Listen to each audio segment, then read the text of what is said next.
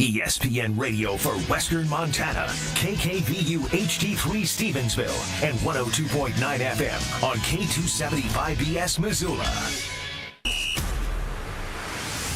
It's time for Montana's only daily sports talk show, Nuanez Now. Watch the show statewide on SWX Montana Television. I like football! Now here's your host, Coulter Nuanez.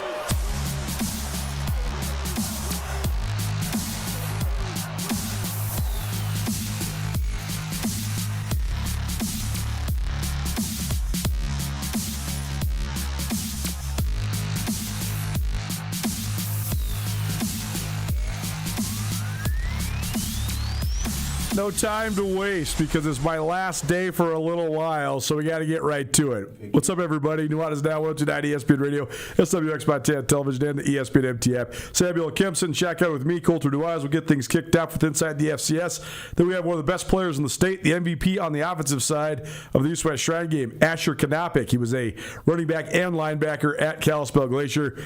I think this kid's D1 all the way. He's going to Montana Tech. He's going to be a heck of a player, certainly. We're going to get to that with Sammy because I actually wonder if that's going to be a trend of guys that start there and then finish here or there at a higher level. We're also going to hear not once but twice from Carolyn, the chicken doesn't know sports, and we got Ryan Tutel swinging by in the second hour for our ESPN Roundtable. So that's what's coming up. No show tomorrow or the next day or all the way through the 4th of July. So this is our little summer vacation, and we'll get back at it on Monday, July 6th. If you want to stream it, you always can. 1029ESPN.com. You can also find us on the ESPN MT app, and you can find us on Facebook and on YouTube and on Twitch. And, of course, as always, we are coming to you through the Grizzly Disposal Studio. Grizzly Disposal, the only bears that should be in your garbage. What's up, man? How's your day? Good, man. Summertime. I was just telling you, it's real downtime right now with what I do. So, enjoy it. Enjoy it, because here we are. We're about exactly a month away. Sammy and I will be going over to the Big Sky Kickoff Media Days. So it's coming down the pipe, certainly. A ton to get to today, but we got to start with the news release that actually went out last night, but then was officially released by the Grizz football program today. The Grizz will face UT Rio Grande Valley. That's University of Texas Rio Grande Valley. UTRGV, not a confusing acronym at all. This is a home and home for 2030 and 2031. My first thought is, what kind of game will this be in 2030 and 2031? Will these two teams still be in the FCS? FBS versus FCS, FBS versus FBS. Will the FCS even exist at that time? And there's a lot of different question marks. But you're the person in the whole world I know that has actually been high on the momentum of the program. Oh my gosh. At UT Rio Grande Valley. So tell people why. Man, so I was actually talking to down in the valley. They cover UTRGV really closely. They live down there. Their school is literally like, I don't know if you've looked at it on the map. I looked at it on the map. More southern than San Antonio. So, wow. They're right on the border. So they said like UTEP, right? It's very similar to University of Texas El Paso. Yeah, they said they can see the border. Okay. From, basically from the town. Really. But so their stadium is a repurposed soccer stadium, holds 12,000. And the guy was saying that they have a 5,000 wait list for tickets. So they sell out a lot. They have a high attendance, and he said they're expanding the student section this year with 1,500 more students. But then just the funds that they have, the facilities. I don't know if you've seen their stadium. Their stadium's really nice. They have the suites right on the side of the field. I mean, and they're in a really good area. I mean, Texas. I'm from Oklahoma, so obviously I know the beauty of Texas football. There is not a shortage of talent in Texas at all. And I believe that they are going to benefit from that, and also they got a ton of money to play with. We've seen a lot of different programs over the years make the move from D2 to FCS or FCS to FBS. Straight FCS for them. So many of the programs that have had the best success, it's almost exclusively about your location. Yep. Where are you at? What sort of recruits can you get? And as you said, there's a ton of recruits that are all over the map. So if this is an FCS versus FCS game in 5 or 6 years, I think that's a good game for the Grizz to have. UTRGV is led by Travis Bush, who has been a head coach for a really long time. I remember him from years ago. He was the head coach at Texas State from 2004 until 2009. They are also the Bobcats. I remember in 2000, and I think it was either 8 or 9. I think it was 2000. It was 2009 because it was Chase Reynolds' junior year. Texas State, no, 2008, excuse me. It was Chase Reynolds' breakout year, his sophomore year. Okay. Because they came to Missoula, and the Grizz were coming off of an absolute butt whooping of the Montana State Bobcats. It's the famed game where they wore the copper and gold throwback jerseys. They changed right before kickoff. Yeah. They come out of the tunnel, watch the Grizzly is one of the most electric I've ever seen it, and then they go and drill the Cats 35-3. And that was the infamous game when Bobby Houck said, "I wish this game had 5 quarters so we could kick their bleep some more." That was definitely, Man, that guy was not short of quotes ever. especially after they beat any time they beat the Cats. He always always had a good one. But then the next week, the Grizz hosted Texas State, and the Grizz gave Chase Reynolds a still to this day program record 39 carries in a 31-13. How much did he rush for? Grizz victory. I remember he over 200, but the yards per carry were not crazy. They were pretty normal. Just force feed. They were just force feeding them and making sure they got out of there with the win. Yeah. Probably the other tie for Rio Grande Valley and Montana is that Mike Hudson, Coach Hud, who was on Bobby Houck's staff, round 1. He was a special assistant on Bobby Houck's staff. Round 2, he's a special teams coordinator. He was here in round 2? Just as an analyst. No, not when you were there. He was an analyst just 1 year, a couple years ago, probably 2023 or 2024. Okay, I was like, I don't remember this guy. So the non-conference schedule so far for the Grizz moving forward, we already know, obviously, this year, Southern Utah, Drake, Utah Tech, and Oregon State. Yep. But moving forward, next year, Lehigh, the only team on the docket. Monmouth and Incarnate Word are on the docket in 2028. The Incarnate Word game in San Antonio. 2029, South Dakota State in Las Vegas. That's another one where you're wondering, like, is that FCS, FBS? Yeah. Is the FCS exists anymore? But that's still going to be a great one when that comes to fruition. Then Incarnate Word comes to Missoula that same year, too. So that's San Antonio. That's a dynamite non-conference. I love all those. I love all those. SDSU and Incarnate Word in the same year, and Monmouth and Incarnate Word in the same year. That's high quality non-conference. I like Lehigh as well. Lehigh's league champ. But they're a good team. What, they won 12 games last year? Yeah, 12-1. The only game they lost was the first round of the second round of the playoffs. In the playoffs. Against Villanova, who went to the semis. Indeed, yes. Who's now in the Patriot League. Indeed. As the world turns, right, in the FCS. But, I mean, last thing on this, I mean, you like this? I mean, you like the fact that the Grizz are going to dip into these waters and absolutely. Make a trip to Texas? Absolutely. I like it for Montana because, I think there's really good football being played in Texas, down in southern Texas. You mentioned Incarnate Word. I asked the guy who I was talking to yesterday, I was like, oh, what is it, like a 40-minute drive for you guys to San Antonio? He was like, no, it's 4 hours. Yeah, like they're that deep. And San Antonio is deep in Texas too. Anyway, I really, really like it, but I like it more even for UTRGV because they're a new program trying to build up, and for them to play a blue blood like Montana, I think is really, really big for them. And imagine they come to Wagriz and win that game. Right. I mean, just imagine what that does for them. Well, huge. And also imagine how much they could be built up in the next 4 years. Absolutely. Right? I mean, we've already seen this with Tarleton State, with Abilene Christian. I mean, these schools were D2 just a minute ago, and then boom, not just FCS, but good FCS teams, like in the playoffs right away. Yeah, Stephen F. Austin as well. Stephen F. Austin, Sam Houston State. I mean, there's been a ton that have made pretty quick transitions. Absolutely. So, Texas certainly is a place that you can build it pretty quickly. Samuel Kim inside the FCS, proudly presented by Paradise Falls of Missoula. Paradise Falls serving breakfast, lunch, and dinner. A family-friendly place, and they got 20 big screen TVs, so whatever game you want to watch, they'll have it on for you. Just ask them. Check them out on Brook Street, Paradise Falls, Missoula's coolest hotspot. All right, yesterday I broke down the whole Grizz schedule and talking about what I thought were like pretty surefire wins. Yeah. Coin flip games, and then maybe the ones where you're leaning towards there being losses. And I basically came to the conclusion that I think the Grizz have a real chance to run the table at home again this year. Idaho State is probably the one, and maybe Idaho that stand in the way, but certainly Northern Colorado, Portland State, Utah Tech, Southern Utah, and Drake. I think all those are going to be pretty darn certain wins. When's the last time they played Idaho at home twice in a row? It's a good question, right? This is where the Big Sky, like they try to always make it like a sort of balanced schedule, but then they redo the scheduling matrix, like multiple, like that's not fair to Idaho. Every in my 3 years, opinion. it's not fair to Idaho. I mean, especially when that's a rivalry too, right? It's like a protected rivalry. So the fact that you have to come to watch the Grizz twice in a row, that's pretty brutal, honestly. But I thought that I put their over/under for home wins at 7.5. Yeah. And then I think that they have 4 sort of home wins. Don't they have only 7 games though? I guess right. Sorry, 7 home games, and no, they have a 12-game season, right? So they play 8 at home, 4 on the road. Well, they played 8 last year. That was a record. I believe Right. they're back to 7 this year. 7 and 5. Excuse me, yeah. right? Because they have 1 non-conference road game against Oregon State, and then 4 conference road games. Yep. Excuse me. So I had their home over under at 6.5. Yep. And then I thought I would put their road over under at 2.5, which gives me 9. So then I said I'm going to be bullish on this and just set their over under at 9.5.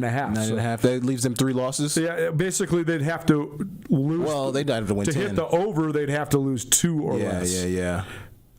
Probably the book would probably put it at 8.5 instead of 9.5, right? Yeah. Am I off on being bullish about the Grizz? What do you think their over under win total should be? I think 9.5 is a good number. The obviously swing game is to hit that. In my opinion, is the UC Davis game. UC Davis on the for road. Sure. Yep. That's the swing game. That and NAU on the road. That's what I said. That's why I put it at 9.5 because I think that the Grizz are going to be a decided favorite in that game. I think they should be a favorite in that game. Yeah. But the UC Davis game, I would honestly give Davis the edge right now. I want to see them, and the quarterback is the biggest question mark for me for UC Davis. But I would really give them the edge over Montana right now. I really love Montana's offense, and obviously this is going to change once we see what both teams look like. But based on returning talent, I like the full gambit of returning talent at UC Davis a little more than I do at Montana, just because we know offensively what they're going to bring. What defensively are they going to One thing I think is so interesting is when you're talking about like the differences between the college game and the NFL. College, so often we analyze the total picture. Yeah. Who's the coach? Give me all the personnel, the returning starters. I want to know all about the defense. In the NFL, if you got one of the top 5 quarterbacks, it doesn't matter what else they got. Well, I can't tell you how many times like I would argue with Ryan Tutel about the Packers, and he's like, "Bro, stop! They have Aaron Rodgers." Like, Probably arguing for the Vikings. I don't care that exactly. I mean, the Vikings have had one of the best defenses in the NFL for 10 years straight, and they haven't had a quarterback, and so that is the difference, right? I mean, you could have a top 10, top 5 defense in the NFL, and that still might only be an 8 to 10 win year if you don't got a good quarterback, whereas you could have a great quarterback and you can win 12 or 13 games without having any sort of skill on defense. I just think it's interesting we don't give that same credence at the college level. Like, that's my whole thing with the Grizz. Yeah. If you got one of or the best quarterback, I just think you have a chance against everybody. Yeah, fair. But I mean, just think about Caden Pennick. He was top. What do you say? Top 3, top 4 in the conference last year. He was good, and they lost to Idaho State at home. They did. You know, and that was who also has a really good quarterback. Well, and that was also the trap game of the year last year too, because Cody Hawkins had been at UC Davis. Yeah, he wanted to go. I mean, Tim Plow got hired over Cody Hawkins at UC Davis. His dad. Cody Hawkins wanted to be the heir apparent at UC Davis. He didn't get it, so he basically went in there and said, "I'm going to show you who should have got this job." Absolutely. I just think it's interesting because if we were comparing NFL teams that had, let's say, a rookie quarterback versus a salty veteran, we'd say, well, the team with the salty veteran, just because he knows more, is the one that's going to be the advantage. Yeah. And the Grizz are the ones that have the salty veteran quarterback, and UC Davis has a rebuilding situation at quarterback. Yeah. But you're right. That is the flip game, right? That's also my belief in Tim Plow and his development of quarterbacks as well. You know, what will Montana's record be combined between Oregon State, UC Davis, and Montana State? I'm gonna go 1-2. So then 9.5 is the good place to put it, because that would put, if they go 1-2 in those games and run the table in all the other games they're favored in, you're talking about a 10-2 Grizz Now, if they beat Oregon State, things get very interesting. See, that's the other thing. That's why I think that is the swing game of the entire schedule, because they're not expected to win it. But what if they go in there and win it? Yeah, right. And again, if you got a quarterback, you got a chance. I don't know who Oregon State has coming back at quarterback. No. I would bet that Kaylee Ayat is as good as that player. Oh, yeah, absolutely. Like, Oregon State would probably straight up trade their quarterback for Ayat. Oh, come on. Come on. Everybody in the Pac-12 right now would probably maybe say for Washington State, who got Caden Pennick. But even then, like, I'm sure they would have taken Ayat over Caden Pennick.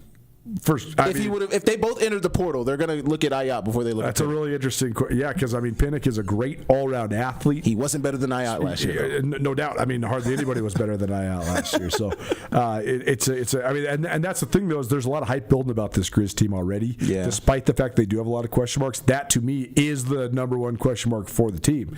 Is when Bobby Houck left, people thought, well, is this team going to be what's going to happen? What's going to happen? Right. What if Coach Kennedy doesn't know how to coach? Like, what we didn't do a coaching search? What's all this stuff? Yeah. Now there's all this hype building.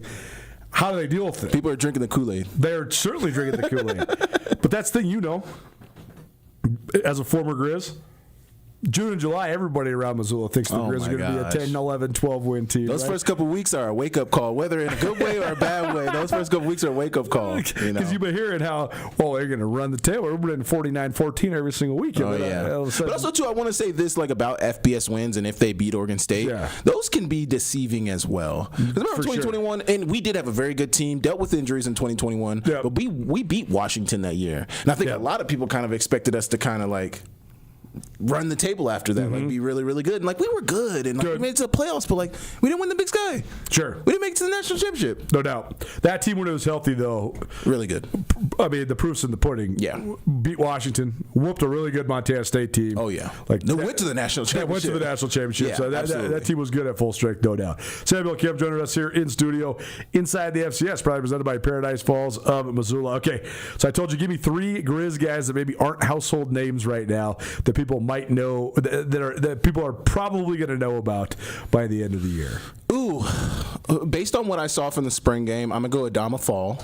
I think his versatility on the defensive side of things, I think he's just going to shine. So I think they plan on using, I don't have any insider information, but based on what I saw from the spring game, he played high safety. It looked like he was playing the nickel position as well. So I feel like they intend to move him around. I think he's going to become a household name. Talking to the coaches at the QB Club Scramble last Friday, they absolutely love his athleticism. They love his attitude when he's brought to the team. They said he has a little ways to go in terms of grasping what they are asking him to do. Okay. But they're asking him to do a lot. I was going to say, I think it's because they're probably asking him to do a lot. Yeah, absolutely. Yeah.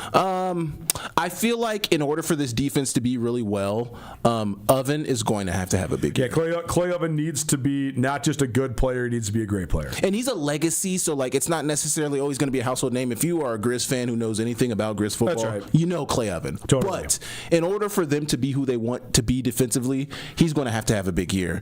The last really good guy that wore 37 that got it when he was young was Lord Utterback. Then there's 2 guys after Utterback that both got hurt. Yeah.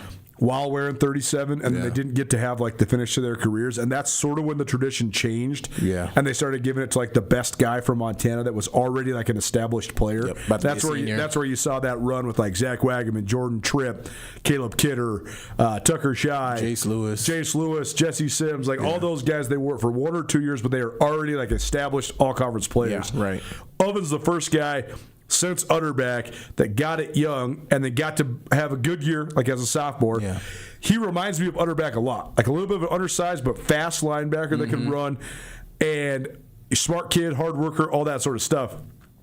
Utterback's trajectory was just like Oven. Utterback was the 4th linebacker, and then he was a second-team all-conference guy, and then he was a first-team all-conference. Next year, it's hey, it's your time. Right, and then he was a first-team all-conference guy by the time he was done. That's the exact same trajectory I want to see out of Oven. He needs to be, I'm not saying he needs to be a first-team all-conference guy, but he needs to be a guy that's getting some all-conference looks. Yeah, absolutely.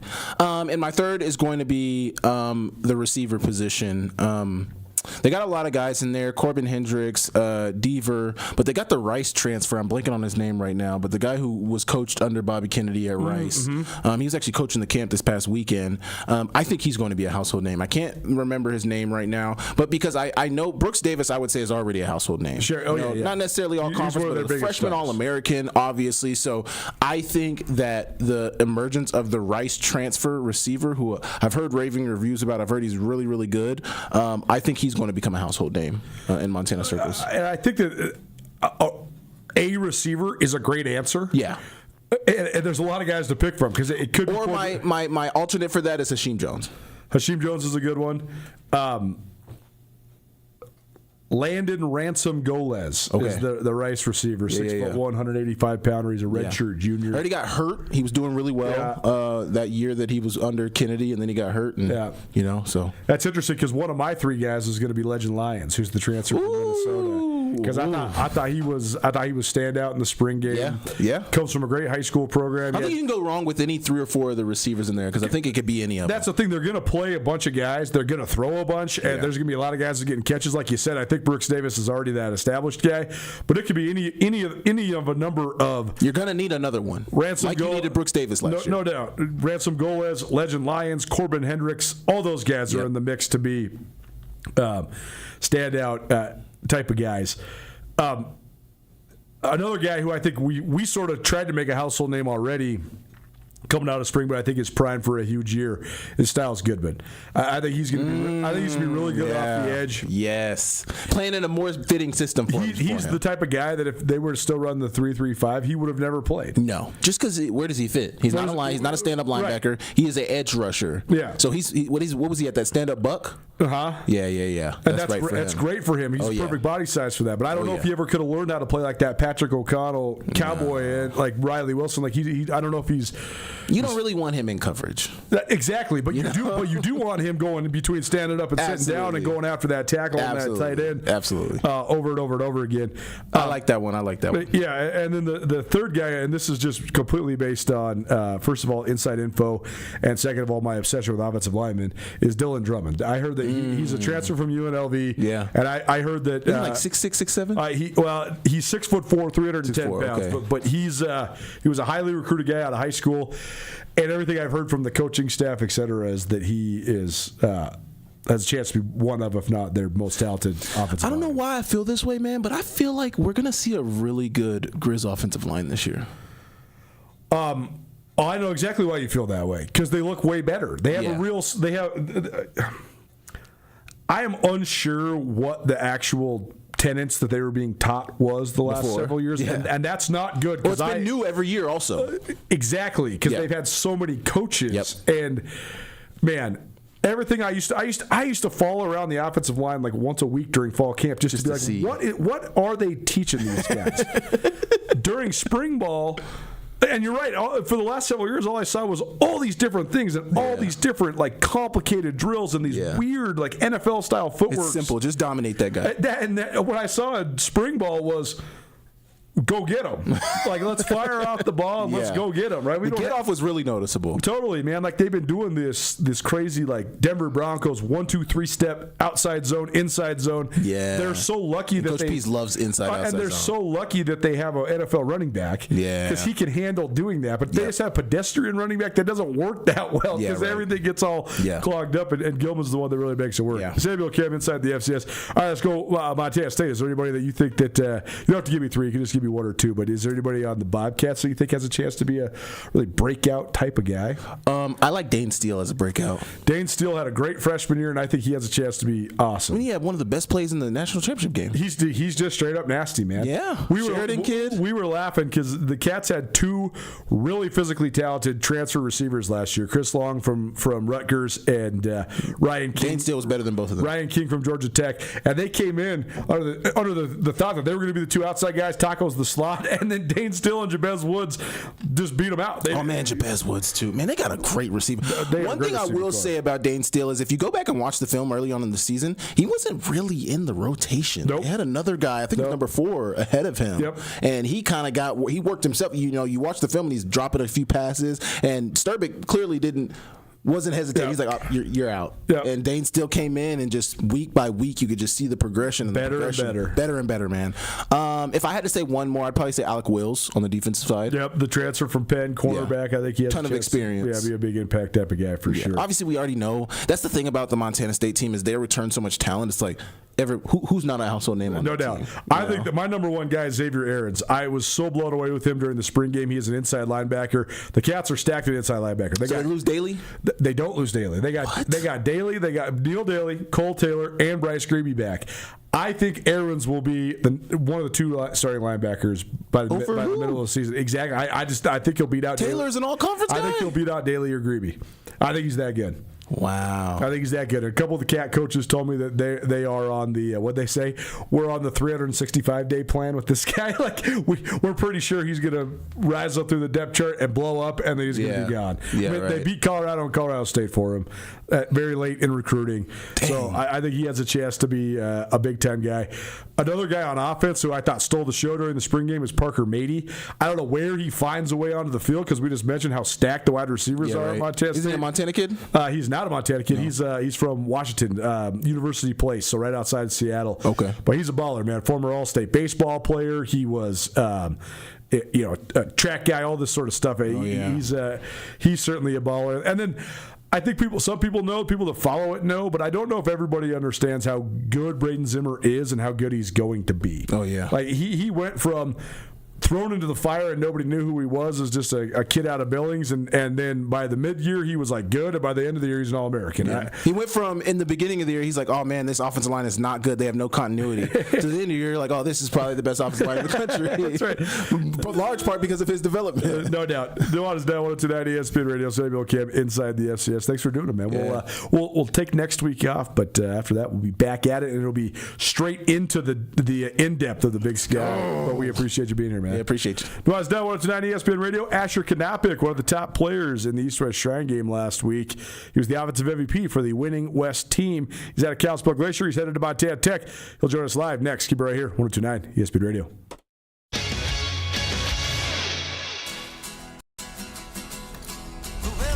Around here, we see a lot of people head out. No matter where they're going, we just make sure they're ready. Before you hit the road, get a pre-trip safety check at Les Schwab Tires. It's free. Plus, this May, save up to $200 on select sets of 4 tires. If we can't guarantee it, we won't sell it. At Shields, we're anglers, endlessly seeking and refining techniques. We're hunters and storytellers, because we've been out there. We're experts that put products and gear to the test, so we can share that knowledge with you. At Shields, we understand your outdoor journey and the path you're on, because we walk it too, every step of the way. Shields, right there with you. Mountain Town Vacation Rental Management, your local partner for vacation rental success. We provide a fully customized hosting experience tailored to your needs and goals. Your home is listed on every major site, helping you maximize visibility and bookings. And our local team is available 24/7 to handle guest needs and booking inquiries. Let us take the stress out of managing your vacation home. Contact us today at mountaintownvrm.com or give us a call at 406-369-3080.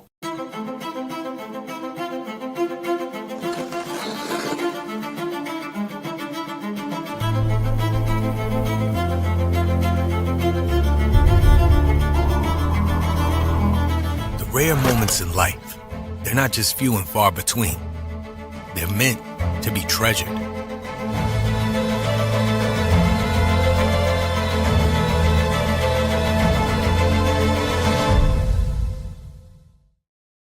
Bring the whole family to the Stone of Accord for a wonderful brunch. From traditional comfort food to eclectic specials, there's something for everyone to enjoy. And it wouldn't be a proper Missoula brunch without an Irish coffee and a mimosa. The Stone of Accord, Irish fare with Montana flair, restaurant, liquor store, and casino. At the Stone of Accord, we use the freshest ingredients to create our homemade traditional Irish classics, fresh salads, and creative specials. Come enjoy our warm, family-friendly atmosphere. The Stone of Accord, Irish fare with Montana flair, restaurant, liquor store, and casino.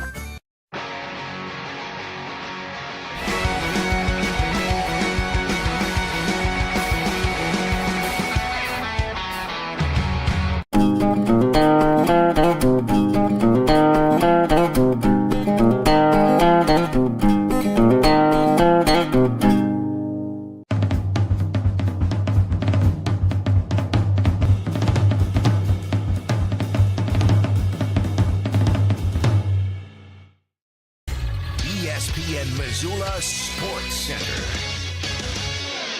The runs have been coming in bunches in Missoula so far this summer. The problem is for the Missoula Paddleheads is they've been the ones getting pounded. Hello, I am Hayden Smith. Tuesday against the rival Billings Mustangs, Missoula got shelled again. The visitors pounded out 20 hits, including 8 extra base hits and 4 home runs to race to a 20-4 victory. The 20 runs given up marks the 5th time in 8 games the Paddleheads have given up 20 or more runs. In 4 games against Billings, the Paddleheads have given up 85 total runs, including 27 and 26 2 weeks ago. The Mustangs set and reset a Pioneer League record by pounding out 9 home runs in each of those offensive outbursts. Missoula has been able to somewhat stem the tide despite being on the wrong side of the offensive onslaught. Despite giving up 14.5 runs over the last 8 games, the Paddleheads sit at 15-16 this season. The 2nd annual Montana High School All-Star Baseball game will return to Butte this year and will be played Saturday, August 15th. Missoula Big Sky second baseman Coulter Nico Larson and Hellgate shortstop Owen Felton were selected. Catcher Wes Porter, pitcher Jake Virgil, shortstop Chase Chase Wagner of Florence, first baseman Joe Hickson, and outfielder Maurice Cron of Corvallis, outfielder Brady DeMoss and Cash Lawrence of Hamilton, and pitcher Brooks Day of Frenchtown, along with Bronx utility player Cash Mickey, are among the other selections from Western Montana on the West roster. This ESPN Missoula Sports Center is presented by Canyon River Golf Club. Nuanez Now on ESPN Radio.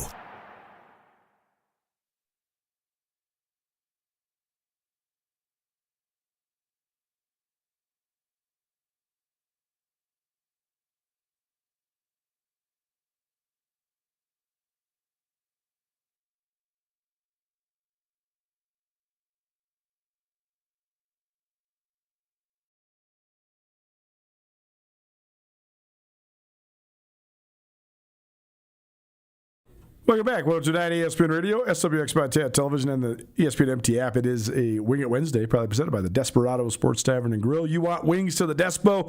We got them for you. All you got to do is text us, 406-888-1029. Hit us up. Let us know. Despo has the best wings, ever, man. I had not had Despo wings for a really long time, and I had some today. And it was as good of a delightful of a lunch experience as I've had in a long time. It was awesome. So if you want to try some on us, hit us up, 406-888-1029. Shoot us a text and let us know.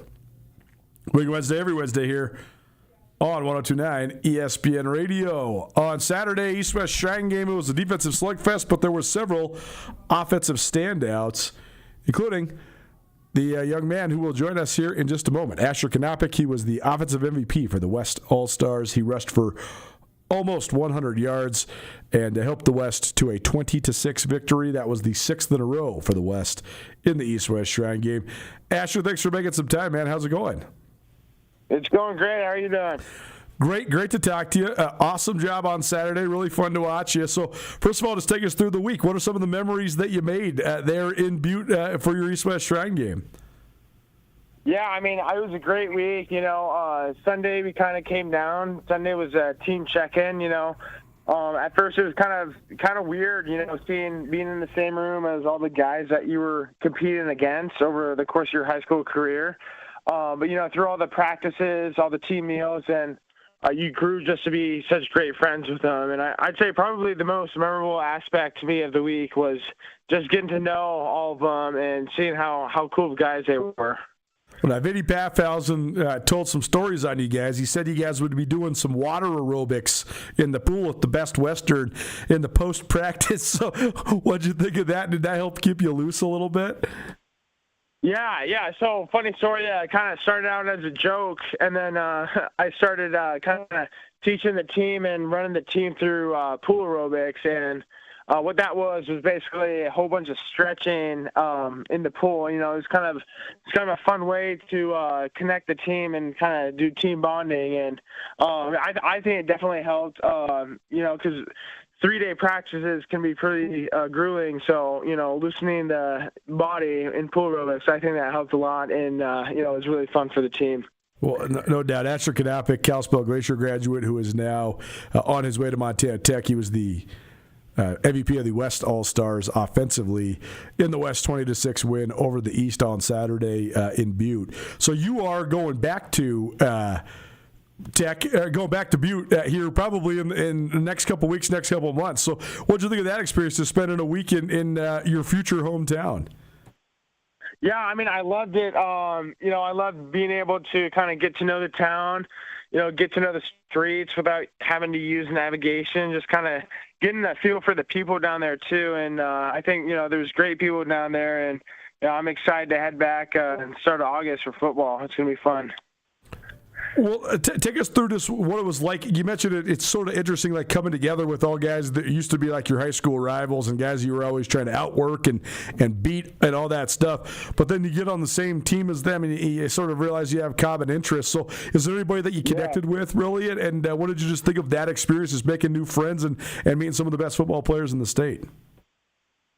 Yeah, it was definitely a special experience for me. I'd say, as a running back, I kind of bonded with the running backs the most, Cole Moses from Whitefish and, Peyton Lorenz from Hana High. And at first, Cole Moses, I didn't really know too much about him, but after 6 or 7 minutes of just talking to him at the team meeting, I just knew how cool a guy he was. So it was really cool to get to know them, and then I could basically go down the list, but Evan Pyron is probably one of the other guys that I got to know really well. He was kind of me and him kind of started the pool aerobics, so that's kind of how that started. But yeah, it's just a cool experience just to really play with the guys and get to know your kind of arch nemesis in a way, from football seasons in the past. But yeah, just an awesome experience.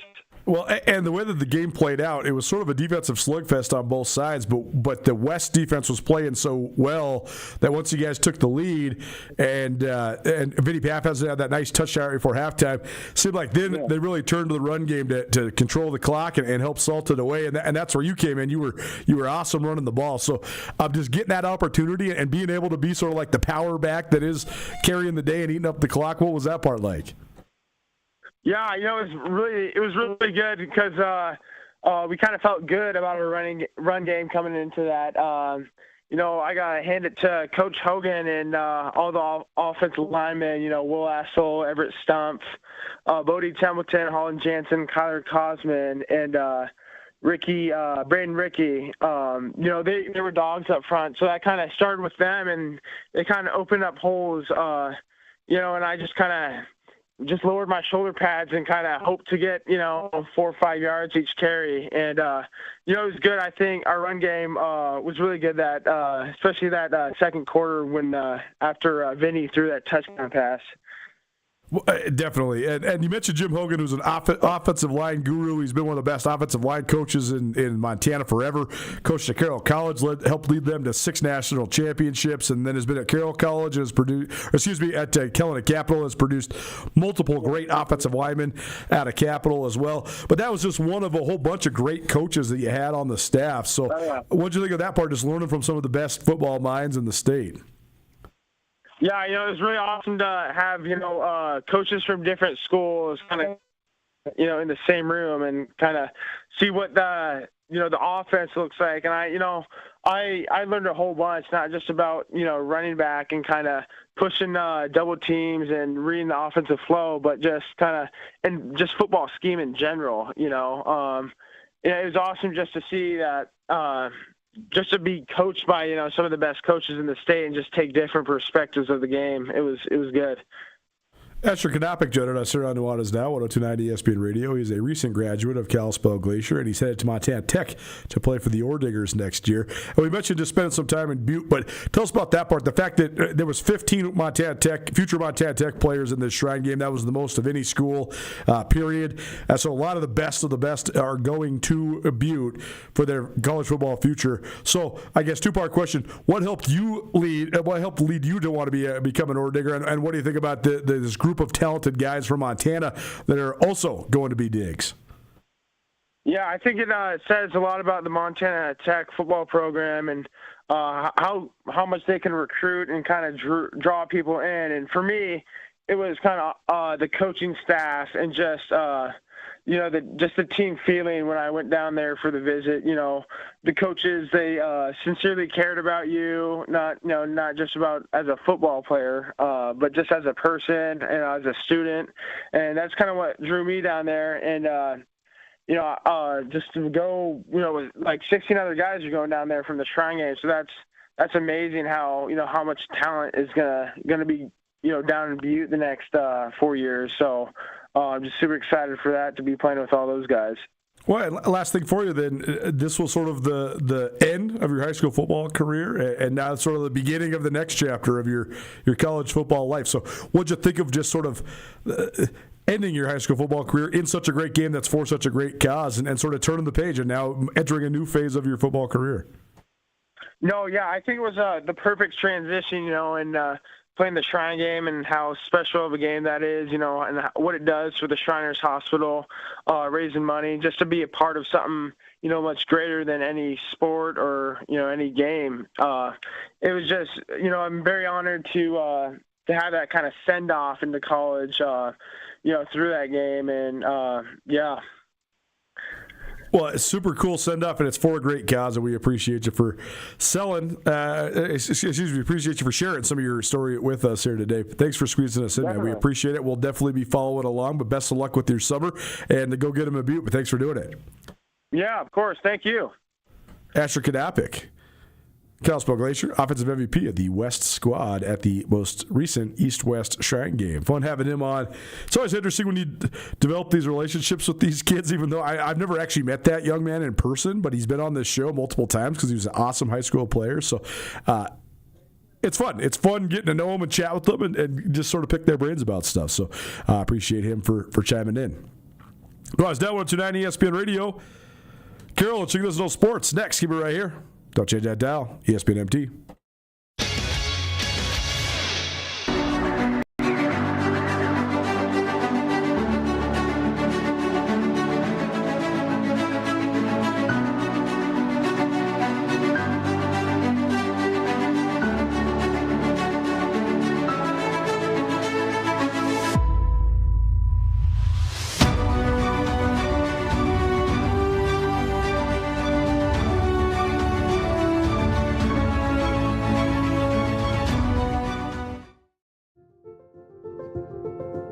Life can change in an instant. If you've been hurt in an accident, suffered from medical negligence, or are facing criminal charges, you don't have to face it alone. At Ryan Miller & Coburn, we're here to listen and fight for you. We're your neighbors, traveling across Montana to stand by your side as your link to justice. Real people, real help, right here in Montana. Ryan Miller & Coburn, your Montana attorneys. Around here, we see a lot of people head out. No matter where they're going, we just make sure they're ready.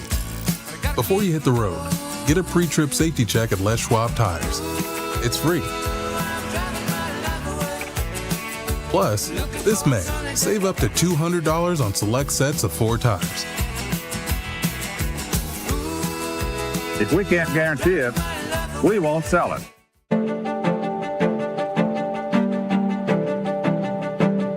Life's about the journey, not the destination, right?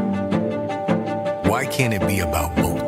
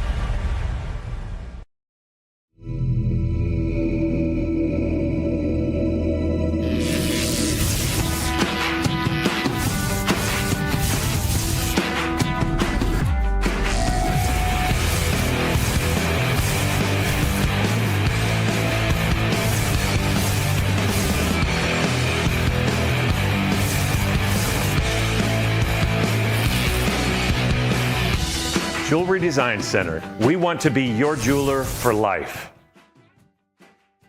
Now on 102.9 ESPN Missoula. Watch the show statewide on SWX Montana Television.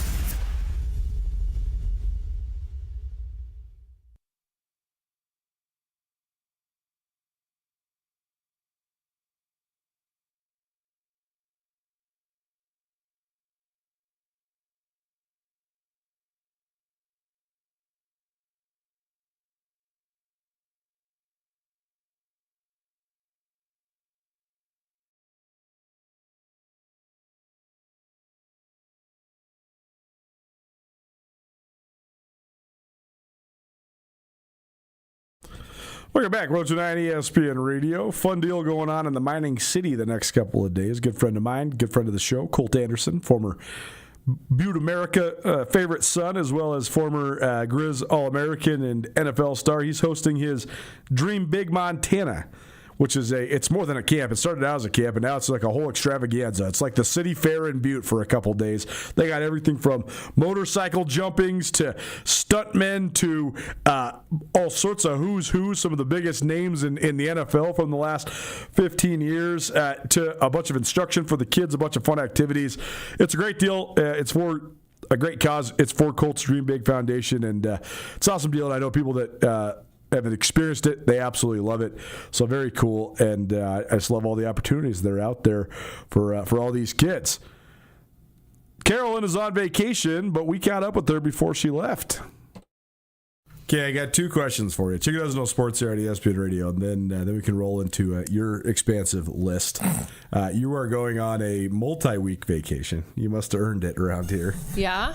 You're going to North Carolina, right? South Carolina. South Carolina, okay. So I often think to myself that Montana is the best place in the world to live, but then I also sometimes question myself and think, well, I've only lived a total of like 9 of my 39 years not in Montana, and the other 30 just in Montana, and maybe it's just because I'm surrounded by a bunch of other people that also have never lived anywhere else that I think it's so great. I've heard great things about North and South Carolina. Yeah. Okay. Where is Missoula the best place you've ever lived? Because you've lived a lot of places. It depends because, I lived in Redondo Beach in my 20s in the early 2000s, and that was incredible. Right. But you probably wouldn't have wanted to do that with multiple children, right? Unless I was a multimillionaire. Right. So, Missoula, and then I've lived in some great places. Obviously, we've stayed here for 16 years. So, I would say Missoula is a pretty awesome place to live. Well, you've just lived in a lot of places that I also would think I would like. Yeah. Because you lived in Mexico. That was cool, right? New Mexico. I said New Mexico. Oh, they said Mexico. No, you lived in New Mexico. Yes. Did you live in Colorado for a while, lived in too? Durango, See, Colorado. I would totally live there, too. And you lived in... I don't think I'd live in L.A. But Chicago is like one of my favorite big cities. But I wouldn't want to live there now. Yeah, no, I probably couldn't handle living there now. Yeah. That was indicative by the fact that I had a panic attack at the 7-story Starbucks just because I couldn't find my wife after the bathroom. I was like, this is not for me, babe. We got to go somewhere where there's not 2 million people. I am having already anxiety about Chicago and being in Chicago because I'll segue in, unless you had another question, but into this whole Knicks thing. Okay, hold that thought because my other question is, I've asked you this before, but I have a renewal of this because I just can't understand. We've had a whole bunch of family in town. We had a family loss, and we don't need to get into any of that stuff. But we've had my wife has several cousins that are like her sisters. So we've had 3 other women staying at our house. So I've been just completely, now that there's no hockey or basketball on, I've just been completely forced to watch. Are you watching Love Island? No. Oh. This is, I can tolerate and even find a little bit of silly, mindless humor in the Love Islands of the world and whatever. What's these other Temptation something or other? Temptation Island. Yeah. Love is Blind. All that stuff is so dumb, but it's funny. It's like you can have conversations about analyzing other people's relationships. It makes you feel like you have a really normal relationship when you watch these people. That's fine. No, it's the serial killer thing. Oh, we got Murder Watch? We got back-to-back nights. The first one was about some lady who made up that she was pregnant, and then that was crazy. I'm not going to spoil the ending for you, but this is the most depraved thing I've ever watched in my life. Maternal Instincts on Netflix. I mean, I haven't slept in 2 days, and then we watched something about the BTK killer last night, and these women are just enthralled by this. I'm like, why? I don't understand. I'm not into murder. I was trying to be a good sport, so I'm just sitting there watching it. I'm not into murder documentaries. The Maternal Instincts one was insane, probably just because as a mother and as having been pregnant. And in fact, when I was pregnant with Ben was when about a year before that, that's when they started having registries online, maybe a few years before that. And you would say your due date and where you were from. And there was an Oprah episode about this woman who cut a baby out of someone because she found the registry. Oh my! It was horrible. So that one was crazy. I don't like murder. I'm not into murder docs, especially when it comes to I tried to watch this one on Netflix about this teenager who graduated high school and then she drove herself and 3 friends into a wall basically and killed everybody except herself. And she's in jail. But I panicked trying to watch that because I have teenagers, and I was just like, I can't watch that. I can't watch any of this stuff. I need some more sports to come back on. I'm gonna start watching. Maybe I'll start watching Safford on the baseball Battlehead stream, so I can get some positivity. Why don't you just rewatch this Knicks season? Maybe I will. Yeah. Carol Giggles Sports here a little early this week as we come to you because she is on her way on vacation, and I am also on my way on vacation. Got a little work to do first. Going to go to Billings to the Montana Pro Football Hall of Fame on Thursday, Friday, Saturday. And then come back and we'll have no Nuanez Now that last week of June into the 4th of July. So looking forward to it. I usually take a week off each year. And you deserve it. Well, thank you. I appreciate that. And we'll be back at it. But we wanted to get one more in just to give you some entertainment value here and also put sort of a bow on it because I do think that the Knicks winning the championship's right up your alley because you don't have to know anything about this for it still to be a pop culture phenomenon because it's been a long time since there's been this big market, this big of a big market team that won an NBA title. I've been a Knicks fan for exactly 1 month, and it has been a real roller coaster. And I so you've watched them lose like one game. I liken myself to Spike Lee, and I should be on that float with them today, or whatever, last week. So. Here's what I have been loving about the Knicks thing. And I probably say this every time an underdog, not even an underdog, someone who hasn't won in a long time. But these boys that play, they seem like such sweet kids. They really all seem pretty, doesn't seem like there's a lot of drama. Yeah. Doesn't seem like there's, half of them are married. It's really good observation, honestly. There is way less. Here's the thing: there's still drama in the NBA, but the NBA is so professional now that if you are one of the guys or one of the teams that has drama, it just doesn't. You can't win. Yeah. Right. Like you saw at least two teams during this playoffs where it was very clear that when they knew that it was going to be a tough uphill battle in the playoff series, that they hated each other and they just gave up. Yeah. I mean, like the Detroit Pistons in the Game 7 against the Knicks, or in game whatever it was against the Knicks, and the Cavs too against the Knicks. It was the Pistons against the Cavs had a terrible effort, and then the Cavs against the Knicks also. But you could just tell those guys were like, that's fine, it's over. Get me out of here. I hate my teammates. But you can't win at a high level like that anymore. But it is interesting because there isn't nearly... Like the Chicago Bulls were such a phenomenon in the 90s because of Michael Jordan, but also because they did have so much dysfunction. Yeah, they did. And they still made it work. Yeah. They figured out a way to get Michael Jordan to punch Steve Kerr instead of Dennis Rodman, which that in itself is like the greatest coaching move ever. You'd think that Michael Jordan would always be mad at the guy who goes to Vegas the night before the game, not like the Poindexter little professor's son that comes off the bench. So, but it's a good observation. And this Knicks team definitely did have a lot of great chemistry and continuity, which was a huge part of their win. 3 of those players on the Knicks also won their college championship. Correct. Which is pretty cute.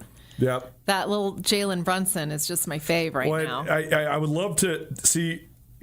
I would love to do like a man on the street, like Jay Leno style interview in Philadelphia, because Philly and New York are rival cities, right? And Villanova is in Philadelphia, and all those guys for the Knicks went to college in Philly.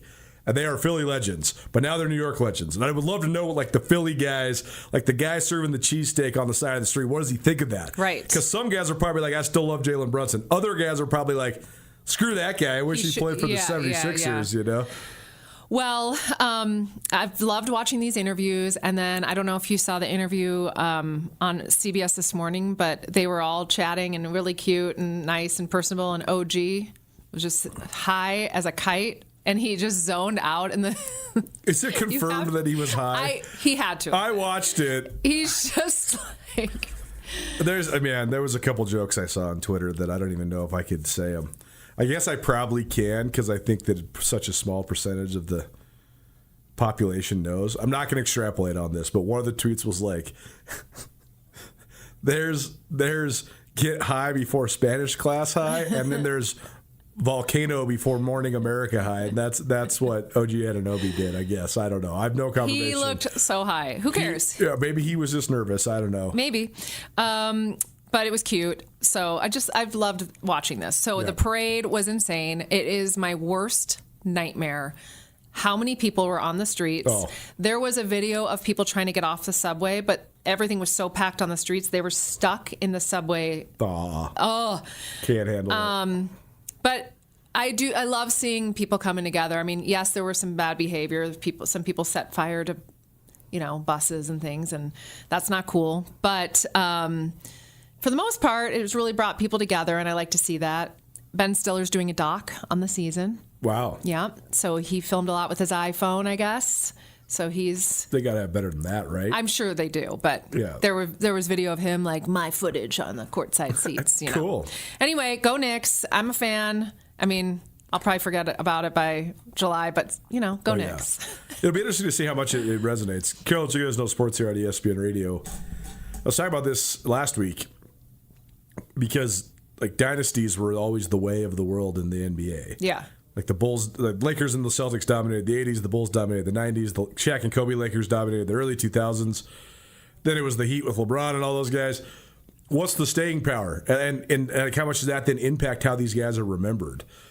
Like if they go back and win another championship or two, then they're immortal. Right. They still are within the scope of their market, right? Yes. Like in New York City, they're going to be immortal forever. But I'm just interested to see how it moves forward because there's a lot of really good young players in the NBA. We're about to see a massive passing of the torch. I do have a funny story. Ready. I don't remember what night Dan and I were out to dinner, and the game 4 was on. And I said, because Dan grew up in New Jersey till he was 10, so I'm like, "Are you rooting for the Knicks?" And he said, "Did LeBron play for the Knicks?" No. And I LOL'd, and I said, "How do I know this and you don't?" Man. So he was a Lakers fan in the 90s, though, because he also lived in LA. Sure, so he's sure. just sort of like a LeBron fan. Well, that's been one of the biggest parts of this saga for the Knicks is that there was always this notion ever since. So they had the lockout in 1998, which restructured the collective bargaining agreement and made the contracts for the superstars just outrageous. There was always this notion that the Knicks were going to sign LeBron James. Oh. Because he would want to play in the biggest market. He would want to play at Madison Square Garden. They could pay him more money than anybody. And they went for it 3 different times, and he didn't do it. And so much of it was the draw of Hollywood. So much of it was wanting to do his commercials and his movies and all this sort of stuff. But them swinging and missing on him multiple times is why they sucked for so long. Yeah. Because they were always like loading up their roster and their salary cap to try to get LeBron, and they never did. Interesting.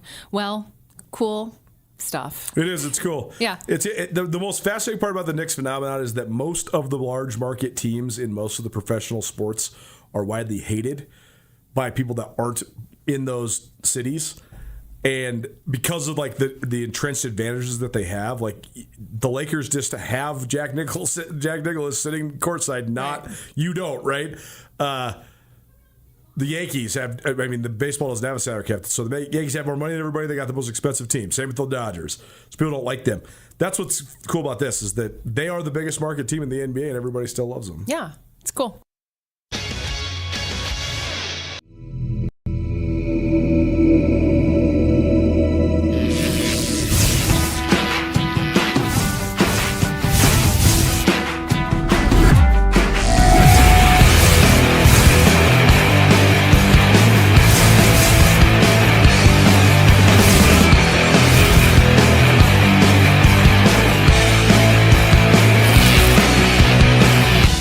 Jewelry Design Center. We want to be your jeweler for life. Bring the whole family to the Stone of Accord for a wonderful brunch. From traditional comfort food to eclectic specials, there's something for everyone to enjoy. And it wouldn't be a proper Missoula brunch without an Irish coffee and a mimosa. The Stone of Accord, Irish fare with Montana flair. Restaurant, liquor store, and casino. At the Stone of Accord, we use the freshest ingredients to create our homemade traditional Irish classics, fresh salads, and creative specials. Come enjoy our warm, family-friendly atmosphere. The Stone of Accord, Irish fare with Montana flair. Restaurant, liquor store, and casino.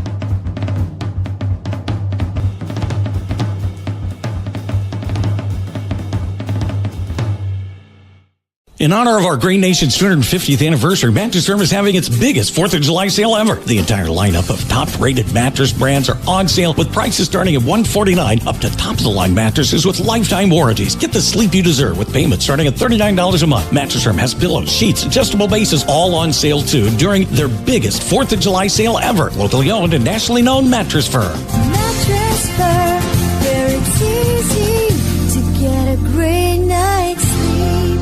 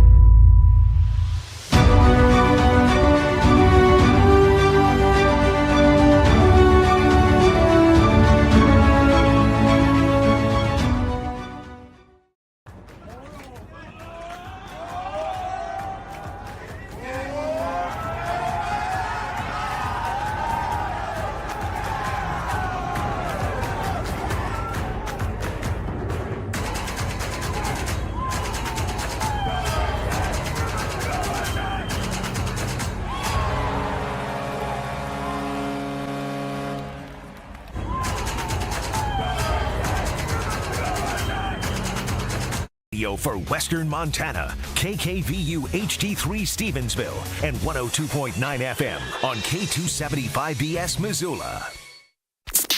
This is Nuanez Now on 102.9 ESPN Radio Missoula.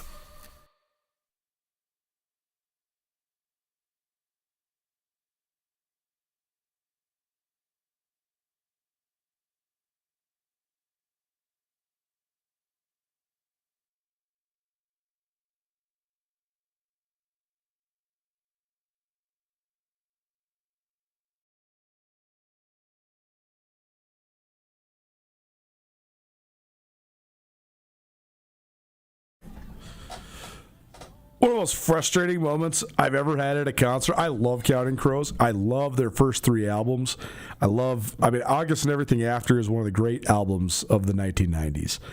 And it's not just that song. I know that song, if it wasn't 1993, as the kids would say, that song went viral. That song was like one of the biggest hits in the country, and it endures today. But you go to see Counting Crows, and they were awesome. They were really good live. But that song rolls around, and they know they got to play it. It's their biggest hit. It's their trademark signature song. And they sing it wrong. Adam, the lead singer, he sings it like off kilter and off beat so that you can't really sing along with it. And that was just so disappointing. I remember I told Robert Chase that at the trail, and that made him so mad that he literally went and ejected it out of the rotation. He said, I'm not playing that song anymore. If they don't want to sing it right, we're not doing that anymore. Still made it a memorable show. Nuanez Now tonight, ESPN Radio. You missed anything in the first hour of the show. Fun first hour. Samuel Kim inside the FCS. Asher Kanapik, East West Shrine Game MVP. And Carolyn, so you guys know sports, joined us. We'll hear a little bit more from Carolyn a little later on here today. But all of that, fun first hour on the Nuanez Now podcast, which is available on all your various podcast hosting platforms. Please rate, review, subscribe. And also, give us a subscribe on our YouTube channel. We are coming to you through the Grizzly Disposal Studio. Grizzly Disposal always giving back to the community with their Chicks and Chaps pink carts for cancer awareness. Also, the Grizzly Scholarship Association maroon carts that give back to organizations every quarter. Grizzly Disposal, locally owned, veteran-owned, always reliable. If you want to make the switch today, 406-541-7171. Grizzly Disposal, the only Bears that should be in your garbage. The return of an old friend. Okay, we got to be concise today. Think we can do it? I can do it. That's because you are the one that does all the talking. Ryan Tutel, ESPN Roundtable, coming to you here on Nuanez Now. Appreciate you for hanging with us. Okay, I gave you a whole list of questions, but I want to start with completely something that's not on the docket. That's a good way to keep it concise. Yeah, that's right. Start with something that's not even on the line item. So we've talked extensively about the in-state recruiting battle and the impact Bobby Kennedy's presence at Montana has had on this. The Grizz got 7 high-profile commits from Montana very early on, but we're going to see a new wave of commits from both in and out of state coming up because they had their individual camps all June, and then they had their official visits last weekend and this weekend. So guys are coming to campus to either basically try out or like get seen by the coaches, or the coaches have already seen them, so they're bringing them to show them Missoula or Bozeman, etc. So we're going to see some more commitments. The Cats have 3 in-state commits. One who's a big time, had 3 in-state commits. One who's a big-time guy from Laurel, Cade Lebrand, who's an offensive lineman. I think he's a top 5 guy in the state. But the other guy, who's, in my opinion, one of the top 3 guys in the state, Cannon Richmond, who is the quarterback / do everything at Three Forks. It's Class B school, so he does it all. But he's 6'4", 220, widely considered one of the top 5 guys. He chose Montana State. So now we got a little bit of, I think there's 3 of the top 7 guys going to the Grizz, 2 of the top 5 guys going to the Cats, and then the other guys, Steele Harris is going to Wisconsin. That's pretty good. What do you make of just the fact that it's getting a little bit more competitive? This is good for us. Is it good for just the ecosystem of the rivalry? Well, first of all, I like Kay because we share we're the 220. We're both 220. So I feel like a certain affinity there. Similar body types. Yeah, very. Yeah. Like Trump and David Njoku, right? They're both 6'4" with 2% body fat. DK Metcalf, pretty much the same. Pretty much the same dude. That's right. First of all, this is great, and this is the least. I mean, this is inevitable. This is obviously the way that this is going to go. Yeah. Montana State is the defending national champion, right? And been in the Natty the last 2 seasons running, and have no signs of slowing down with what they've got going on in Bozeman right now. So the fact that they're having a quote-unquote slower burn in terms of the recruits that they're getting and kind of putting that stuff out there. I mean, it's still June, man. Like and so this is not surprising at all. It is, of course, good. And by the way, the quick burn, the hot burn that Bobby Kennedy has lit at the University of Montana is also very good and very necessary. And I think it's both schools being who they are / need to be given the time and circumstance that they're in. So this is again no surprise whatsoever. And I think that the easiest way to carve up the in-state recruiting battle is obviously just on sheer numbers, right? Sure. But that's not the right way to do it. The right way to do it is who's from where are they affiliated, et cetera, right? And best prospects. Well, and like getting walk-ons from your area is all well and good, and maybe you do get 22 in-state guys, but you could have the best 4 and win the recruiting that season. That's right. Period. So that's where you got to assess this stuff. Well, the way for forever in my 30, 40 years, whatever, following this, about 80 to 90% of the Montana guys, there's already a line in the sand that's been drawn. Where they're the reason headed, it got all wonky is because Montana State was getting all sorts of guys to walk over that line. You grew up a Grizz and we're still going to make you a Bobcat. Well, I'm not sure that Montana wasn't getting guys to walk over that line the other direction. They know what I'm saying? They were, but a lot of times the guys that were getting to walk over that line were lesser quality, right? What I'm saying is, it wasn't so much Montana State getting guys out of Missoula. It was Montana pushing guys out of Missoula. Exactly. And that's where this thing has gotten a little bit more solidified. So, like, when you all break it down, it is a fun fanfare to talk about. But, like, a kid from Kalispell whose dad played for the Grizz going to the Grizz is not that... It's not a huge win. Right. It's great. Right. Whereas a kid from Three Forks whose coach played for the Cats... him going to the Cats is not that big of a surprise, but now it's sort of like more stratifying itself. ESPN Roundtable, probably presented by Stockman Bank of Montana. Ryan Tutel sitting with us here in the Grizzly Disposal Studio. Appreciate Stockman Bank for the continued support. Stockman Bank in Montana, only in Montana, and they plan on keeping it that way. Let Stockman Bank show you Montana's brand of banking. All right, let's trip down memory lane a little bit. It's June's. That's sort of like the anniversary of the end. This is when the academic and athletic year ends, a couple weeks ago at least. So I wanted to reminisce on some of the most memorable moments or stories from the calendar year. So we'll start with football. This is mostly college-oriented. So... we're in Missoula, so let's start with the Grizz. To you, what was like the standout moment or like the thing that defined the Grizz football season this last year? Bobby Houck leaving. Yeah, something that had nothing to do with the season. Well, it did. Because to me, it was evidence. It was I don't need more evidence about the way the season went than myself watching it. And having, I think we co-create the narrative about a football season based on the conversations that we have with each other. I'm not talking about just you and me. I'm talking about community, fan base wide, even message board stuff. But I'm talking about you go out there and you say, okay, well, what about this? Oh, yeah, I guess I didn't really think about, well, what about that? Oh, yeah, that's a good thought. And then you kind of create, it's funny because history, like world history, they say you need 100 years of separation before you really start to get an accurate perspective of the thing that happened. Sure. Yes. And it's strange that the people who were front and center to it are they're too close to the thing to really grasp what is happening in on these big complex things. I'm not suggesting that Cat and Grizz football is world history level, but damn it is to me. And all the people that are listening. And so when I look at the season it was the Grizz had an outstanding football season. They went to a national semifinal and were after a hellacious, awful 2024. Yes. Let me get my years right. Right. They bounced back in a huge way and were better than I thought they'd be, and they were one of the elite teams in the nation. And they were, not just because they lost twice, but just on the field. I will not say that they weren't in the same stratosphere, but they were clearly not the better team, not fluky, not whoopsie doodles, not this game played in Missoula. No, none of that. Montana State's better, period. Right. And the placators could say that the Grizz were a tipped pick six by Caden Dowler away from going to the Natty. I understand that premise, but you also had a chance to you closed the gap to 31-28 with Eli Gilman's sweet touchdown run, and then you couldn't get back on the field. Mm-hmm. The Cats salted away the last 7 minutes of the game.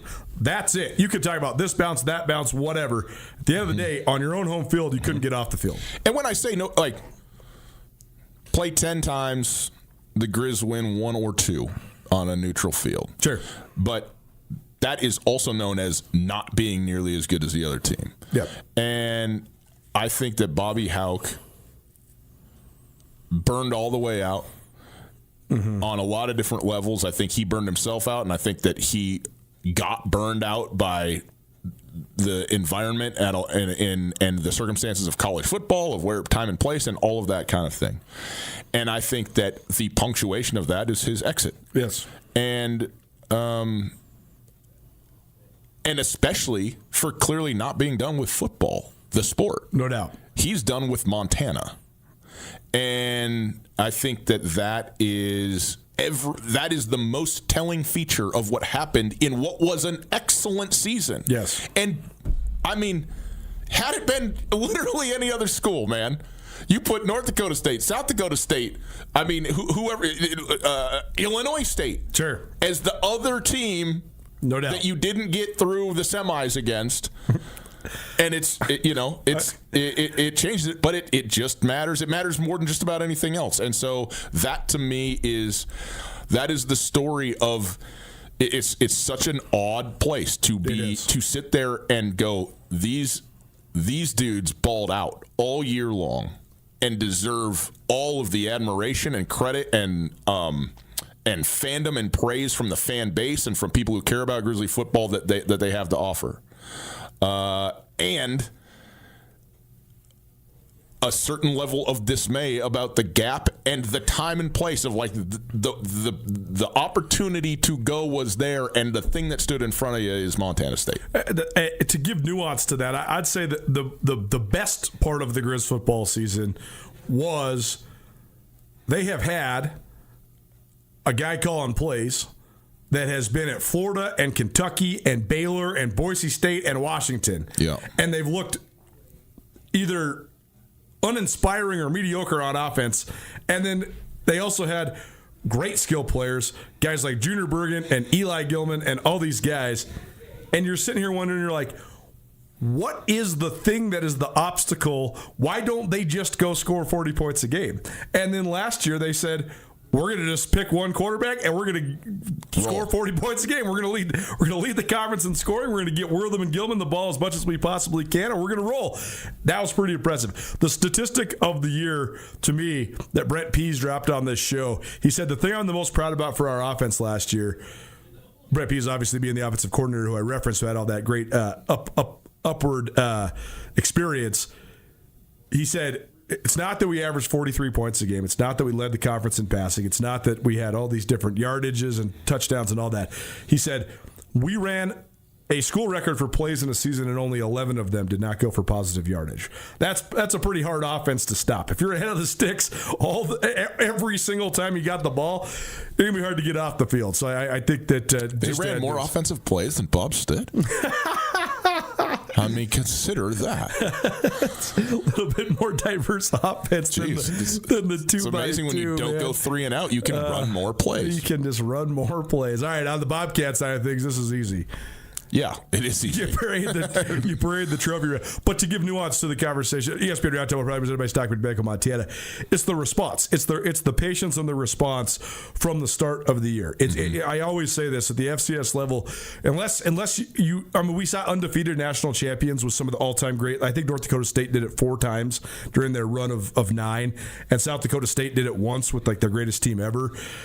But almost every other FCS or Division I AA champion, they have a 1 or a 2 in the loss column. And it's because it's all about how do you respond when you lose. The loss is almost inevitable.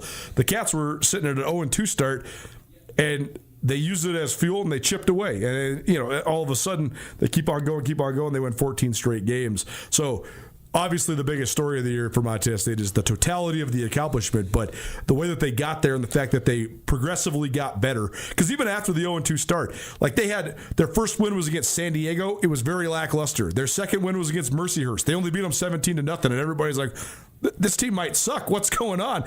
And then a couple weeks later, they beat Eastern Washington 59-3 to start conference play, and then all of a sudden it's just a runaway freight train, and they're scoring 66 against Weber. They're getting coaches fired. The way that they were able to handle it, have patience, and build momentum throughout the season, that to me is the story of why Montana State won the national championship last year. And I do think too that the winning the national championship is obviously the thing, but also the how, which is in part what you talked about. But I really want to drill down on the last 2 games.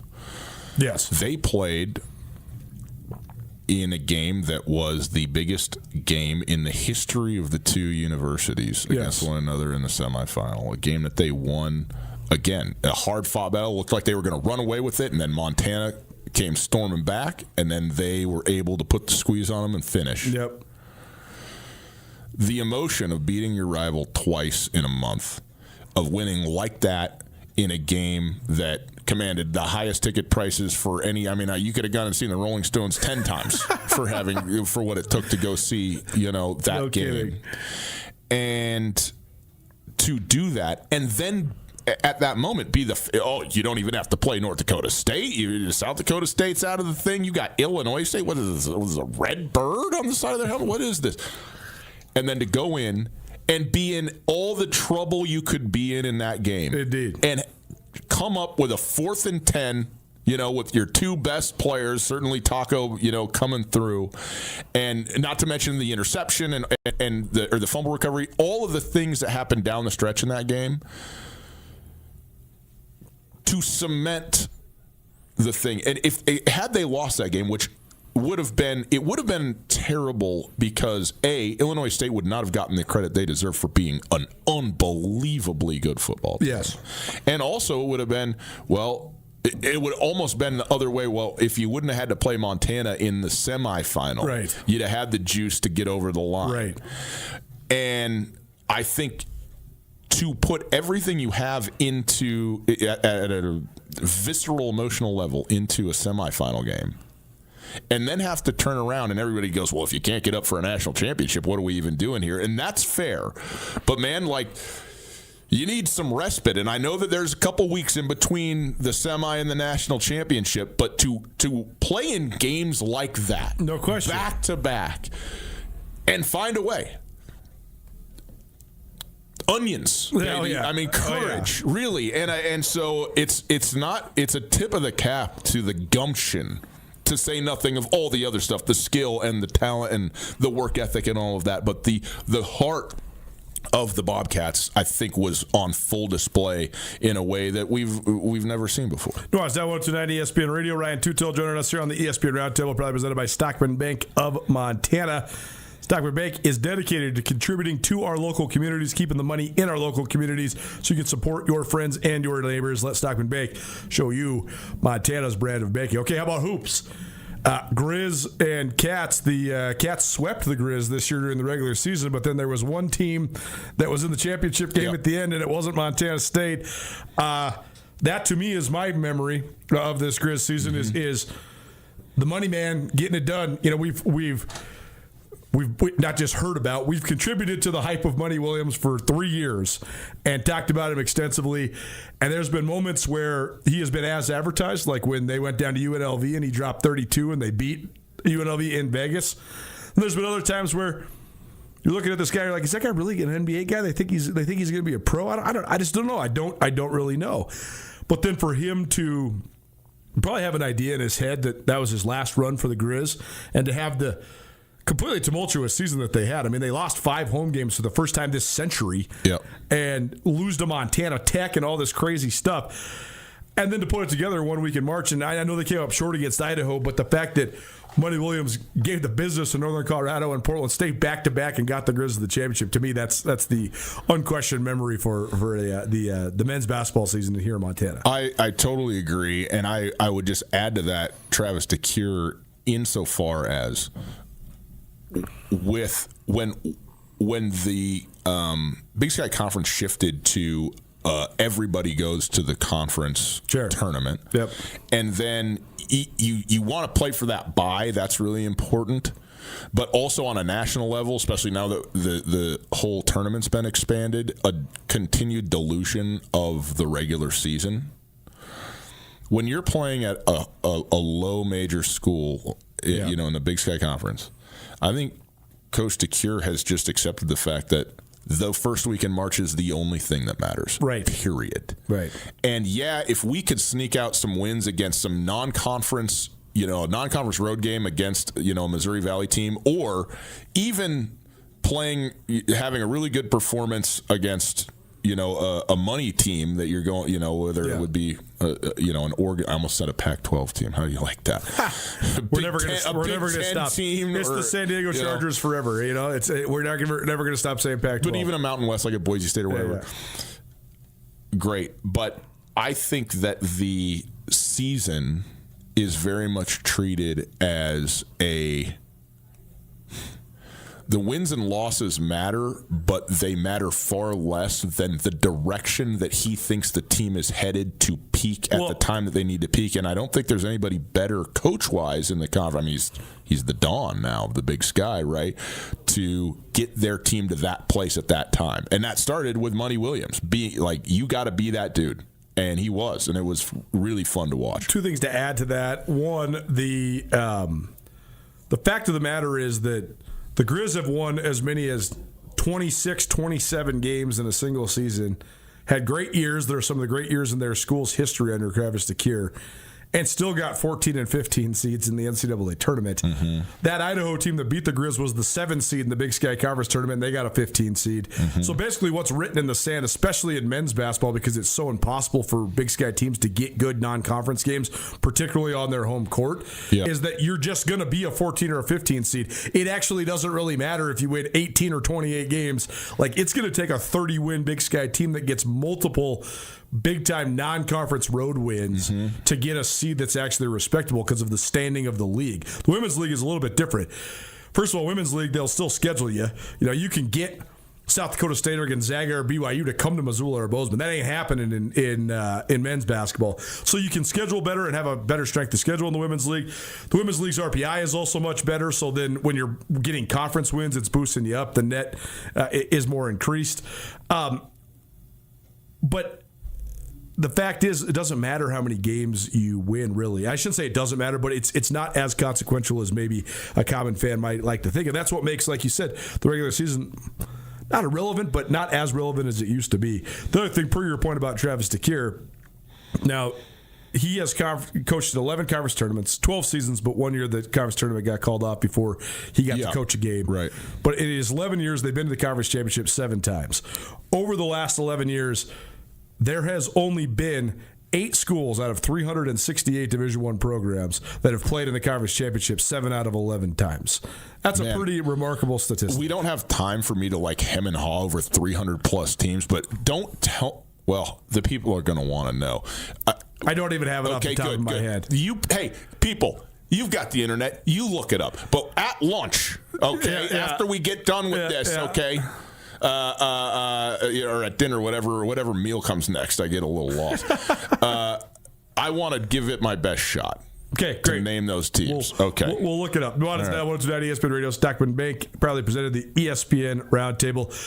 Women's well, I guess for the Cats, I actually thought that the best coaching job in the whole league was Matt Logie. Montana State had 6.5 dudes by the end of the year. I mean, they literally had nobody that they could play. Went 12-6 in conference. Had a guy who was maybe a 6th man come in and lead the team. I mean, Jet Miller was like the emergency third point guard forever. I mean, he looks no offense, Jet, if you're listening, I love you. He looks like the ball boy. Yeah, and then he comes in and he's like a 15 and 8 guy. Yeah. I mean, he's like the leading guy in assists in the league. He's a unanimous first-team all-conference player. Yeah. Great development by Matt Logie. That's the twofold part of the story is Montana State, not only were they super short-handed, but they figured out a way to be very competitive, but then it sort of caught up to them when the conference tournament rolled around. But also, they did it on the backs of 2 guys that have been in the program for the duration of their time at Montana State. That is so rare to have Jed Miller and Patrick McMahon, a pair of all-conference guys that you brought there as freshmen, who actually came to play for a different coach even, and then somehow stayed. It's a testament to the culture that they have in Bozeman and at Montana State athletics as well, to get guys that came to play for Danny Sprinkle who still want to stay in that school, in that town, and finish it out with Matt Logie, and also go out on top with a couple all-conference campaigns in their senior years. Don't you think, too, that the reason a kid like that can have a season like he just had is because he stayed and was committed at the place, right? It's a great point. I realize that is going the way of the buffalo to a certain extent, and I'm not here to say, oh, the world's crumbling or this, but it's so nice to see a guy who went to a place, wanted to be there. Who knows how much interest he would have had elsewhere? But he, look, man, if you don't play in games. You know how hard it is to show up at 5 a.m. to lifts and conditioning drills in the offseason, being an emergency third point guard with no guarantee that you're ever going to, get your moment, and then to get it and not just and because you did that work, you get shot out of a cannon and go, oh no, you didn't think I could play here? Let me show you something. I'm better than all of you. It's one of the quotes. It's amazing. It's one of the quotes of the year on this show because I asked Jed Miller. Jed Miller scored more than 50 points in the California State Championship game when he was in high school. Then he didn't score more than probably 12 points for 5 years until last year. Then he scored, I think, 28 in the conference opener and then another 30 to finish off that weekend. And I asked him, I said, how did you keep that scorer's mentality? And he's like, I've always in my head thought of myself as that guy. I just had to wait for my chance to do it. And I'm so glad I did wait at this, to your point, at the same place because then I got the opportunity to show what I actually could be. Nuanez Now June, ESPN Radio. I had a whole bunch of other stuff on the docket, but we're already there. We're already up. Dude, I'm so proud of you. I'm so proud of you. Trimming the fat off the end of this thing. We were going to get into cricket and rugby and all kinds of crazy stuff. And they don't need that. They got the meat and potatoes here, babe. Here we are. ESPN Roundtable probably presented by Stockman Bank of Montana. Stockman Bank has more than 40 locations across the state of Montana. In Montana, only in Montana. They plan on keeping it that way. Let Stockman Bank show you Montana's brand of banking. We had to splice it up a little bit because she's on vacation, but a second dose of Carolyn, the chicken doesn't know sports. Next, keep it right here, 102.9 ESPN Radio.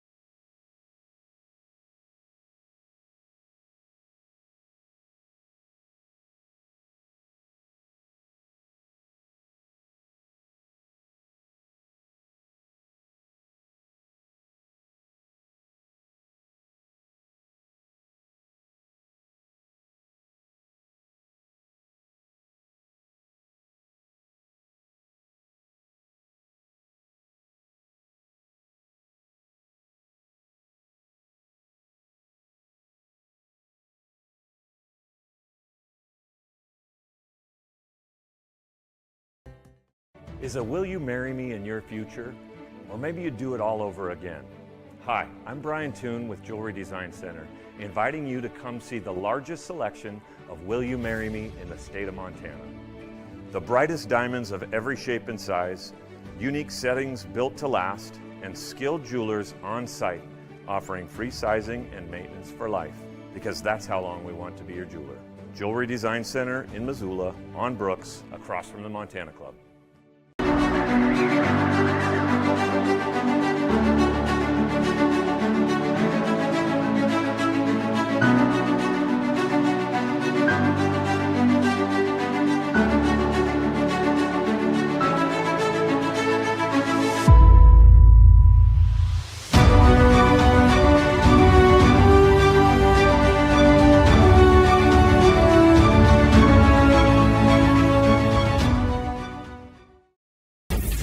ESPN Missoula Sports Center. The runs have been coming in bunches in Missoula so far this summer. The problem is for the Missoula Paddleheads is they've been the ones getting pounded. Hello, I am Hayden Smith. Tuesday against the rival Billings Mustangs, Missoula got shelled again. The visitors pounded out 20 hits, including 8 extra base hits and 4 home runs to race to a 20-4 victory. The 20 runs given up marks the 5th time in 8 games the Paddleheads have given up 20 or more runs. In 4 games against Billings, the Paddleheads have given up 85 total runs, including 27 and 26 2 weeks ago. The Mustangs set and reset a Pioneer League record by pounding out 9 home runs in each of those offensive outbursts. Missoula has been able to somewhat stem the tide despite being on the wrong side of the offensive onslaught. Despite giving up 14.5 runs over the last 8 games, the Paddleheads sit at 15-16 this season. The 2nd annual Montana High School All-Star Baseball game will return to Butte this year and will be played Saturday, August 15th. Missoula Big Sky second baseman Coulter Nico Larson and Hellgate shortstop Owen Felton were selected. Catcher Wes Porter, pitcher Jake Virgil, shortstop Chase Wagner of Florence, first baseman Joe Hickson, and outfielder Maurice Cron of Corvallis, outfielder Brady DeMoss and Cash Lawrence of Hamilton, and pitcher Brooks Day of Frenchtown, along with Bronx utility player Cash Mickey are among the other selections from Western Montana on the West roster. This ESPN Missoula Sports Center is presented by Canyon River Golf Club. Nuanez Now on ESPN Radio.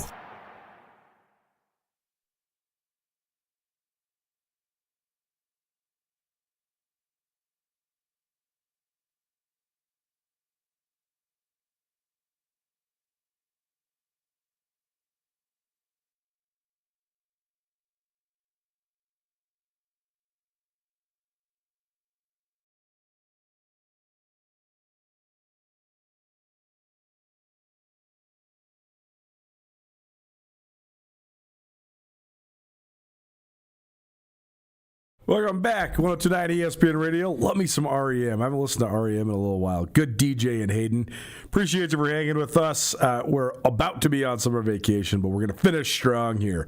Absolute Fight Factory returns to Missoula July 11th at the legendary Big Sky Brewing Company backyard, presented by Young Power Sports of Missoula and Young Grizzly Harley-Davidson. A full evening of heart-pumping MMA cage fights, UFC special guests, and so much more. July 11th, the Big Sky Brewing Company backyard. VIP and general tickets available at Young Motorsports and Young Grizzly Harley-Davidson. The main event, Latimer versus Hegstead, an interim featherweight championship bout, as well as Houle versus Graham. Tickets at Young Power Sports and Young Grizzly Harley-Davidson. How lucky are you? You get to hear from the funny lady twice. Okay. Other thing that's bringing people together is the World Cup. So I absolutely love this. This is so exciting. I feel like humanity is being restored because of this. Man. I was saying a couple weeks ago I probably wouldn't want to go to a World Cup game, and I've revised that thought. Wow. Based on what I'm seeing at these games and like in the cities where all of these people are, this, for instance, Scotland has been in Boston. So there's the Scots team. Yeah. They have the fans of their team is called the Tartan Army. Okay. And they have raised $30,000 to local charities. They've done this since 2003, where every away match, they donate to the local community that they're staying in. They've also completely dried out the bars. Amazing. These bars were not ready for these Scottish people. And it turns out that the Scottish drinking, you know, like when you go to the doctor and they say, like, how many drinks do you have? You have a week, and you lie. I mean, I don't lie. Oh, I mean, I don't either. I don't lie, and they think I'm lying. Okay. They think I'm exaggerating. I don't lie either. But anyway, so they theirs is like 50%. Theirs is like 50% higher than ours. Like I'm sure. So like let's say 14 drinks a week is considered a heavy drinker. Theirs is Twice 28. That. Yeah. These people are built. It's one of the biggest misperceptions in drinking, though, is that I hear this all the time. People think that like Scotch ales and porters, which Irish and Scottish people love, have more alcohol. Like Guinness and stuff, have more alcohol. Right. No. They don't. They just have a heavier malt. Right. The color is different. It's actually lighter than almost any beer you could drink. Like Guinness and a Bud Light are very similar in alcohol content. Yeah. So I've always thought that was funny when people are like, I saw this guy drink like 10 Guinnesses. I'm like, well, it's just like drinking 10 Coors Lights. It's the same thing. Yeah. So it's So, and then they bring in their bagpipes, and I mean, it is just these videos on Instagram and TikTok have been so cute, seeing all of these people coming together. Then Japan was in Texas, and these Japanese spectators were trying Texas barbecue for the first time, and they were like mind blown. They also, there was a video of after the game, Japan. I don't know who they played. Mm-hmm. The locker room was totally tidied up. They had folded up towels. The spectators cleaning up the stadium. I mean, I love it. Just beautiful. And then, do you remember our Freddie, the German guy who's doing the road trip across the country? Yes, I do. He was going to Houston.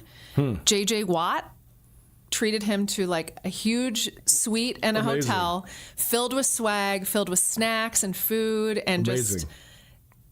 See, like, this is what I love to see, because everyone coming together. Everyone thinks, there was a guy on TikTok or Instagram saying, like, we hear really bad stuff in Europe about America, and he's like, this has been the most beautiful experience. Like, everyone is so welcoming. Man.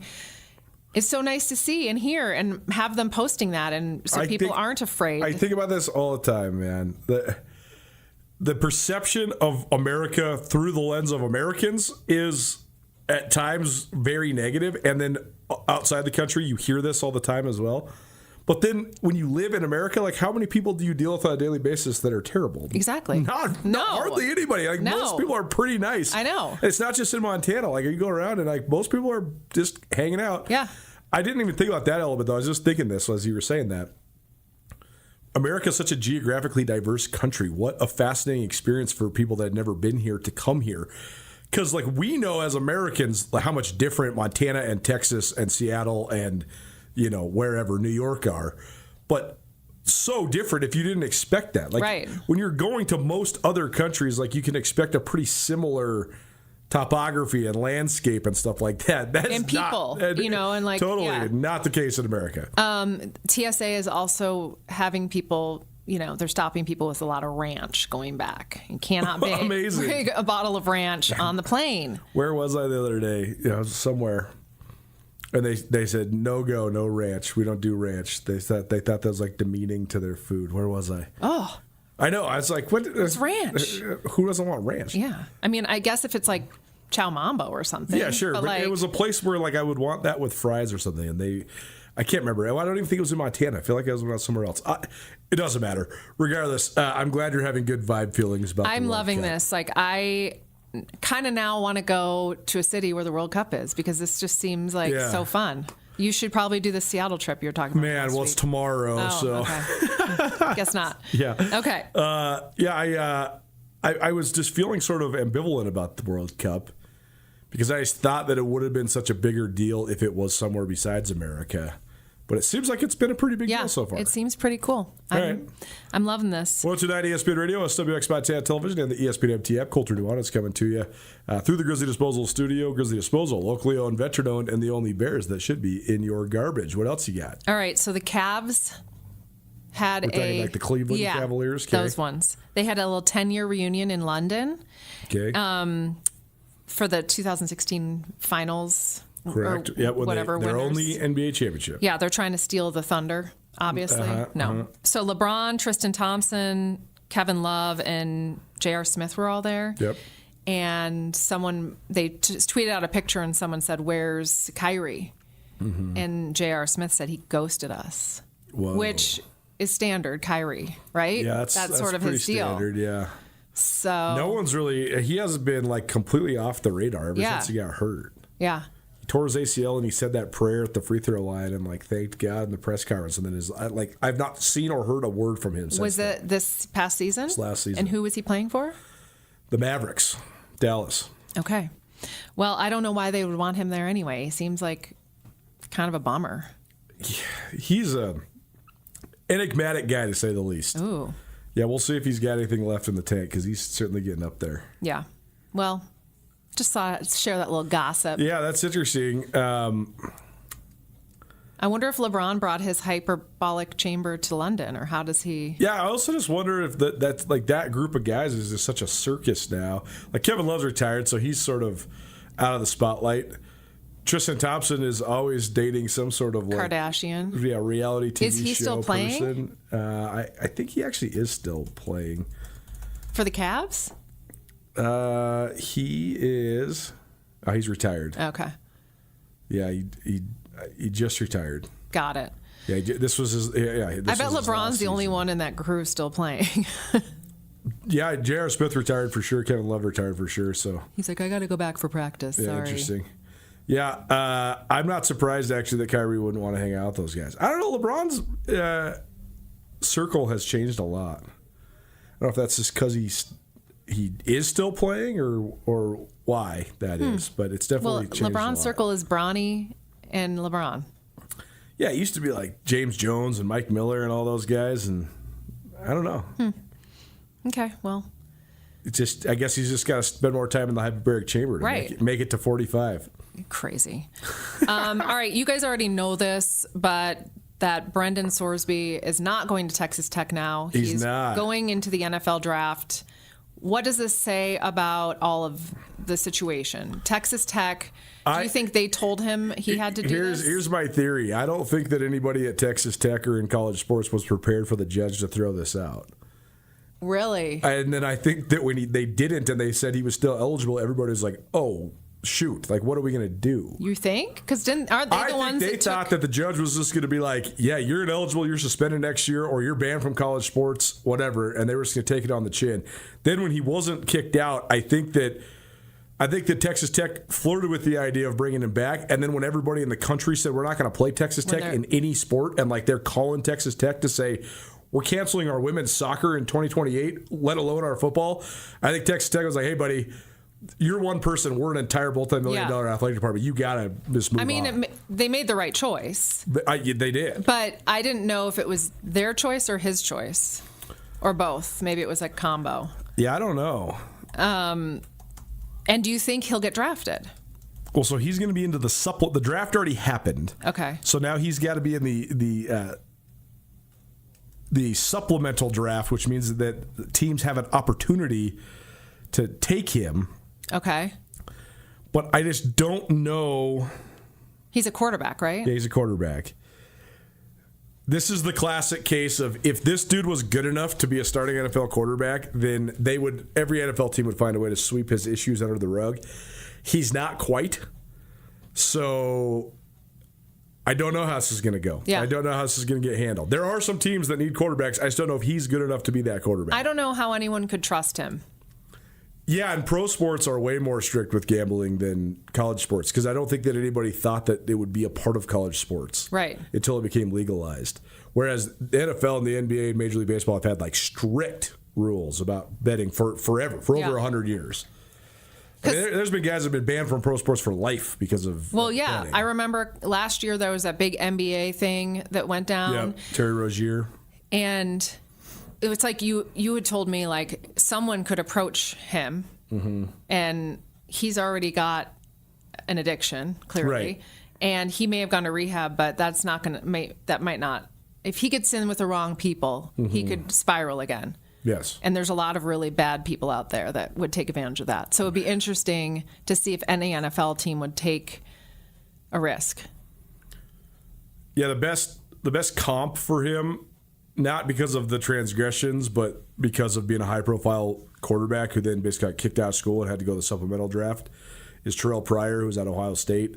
Terrell Pryor got kicked out of Ohio State for trading autographs and appearances at a tattoo parlor for tattoos. Crazy to think that would just never be illegal now. Like, nobody would care about that at all. No. But this was like the biggest scandal in college sports 20 years ago.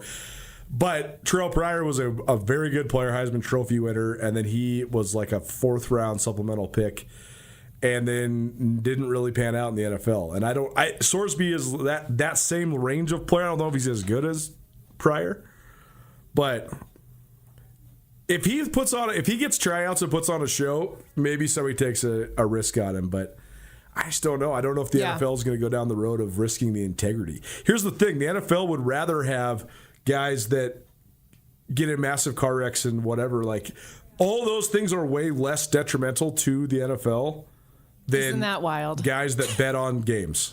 The integrity of the result of the game is like the most important thing to the NFL. That's wild. It is wild. It's terrible to think about. Nuanez Now watching that ESPN Radio. Chicken Doesn't Know Sports. All right, anything else? No, this has been like a downer for some reason. Well, you're going on vacation, and now you'll come back all happy and fun. And tan, hopefully. Yeah, and tan, that'd be good. Shout out to your son. He helped us out at Eli Gilman's camp earlier this week. That was fun. If you saw some of the videos on social media, that was a great time and good work for Ben. I'll share Nick. Or Nick, excuse me. Ben has already had his debuts. Yes, I'll share it on ESPN's Instagram. I only posted on Chick Who Doesn't Know Sports. Yeah, well, that's great. It's on Skyline, too. Yeah, appreciate that. And also thanks to our friends at Hot House Yoga for their continued support of what we got going on here as well. Hot House, great place to wind down and relax and also get your sweat on. So you check them out downtown. You can also check out their website and check them out on the MindBody app as well. And proud to support Chicken Doesn't Know Sports. All right, have fun on your vacation. Thanks, you too. Nuanez Now, 102.9 ESPN Radio. Back on the other side. Don't change that dial. Keep it right here. In honor of our great nation's 250th anniversary, Mattress Firm is having its biggest 4th of July sale ever. Save up to $1,000 off top-rated Tempur-Pedic, or save hundreds off Purple mattresses and premium adjustable bases. Save up to 50% on top-of-the-line mattresses, all backed by their 365-day guarantee. See store for details. It's their biggest 4th of July sale ever at your locally owned and nationally known Mattress Firm. Mattress Firm, where it's easy to get a great night's sleep.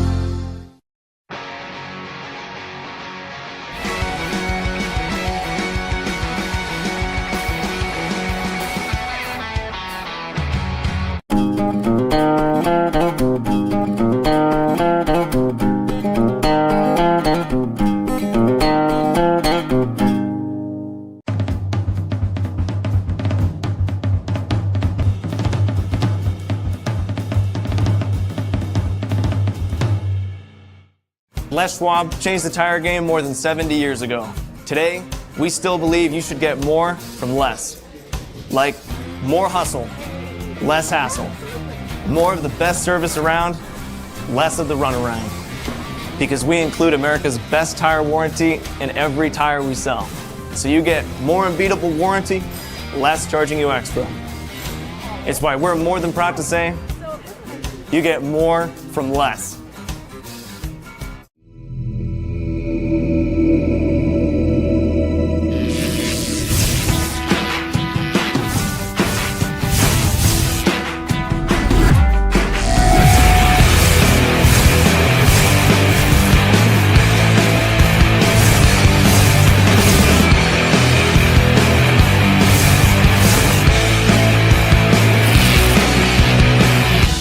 Jewelry Design Center. We want to be your jeweler for life.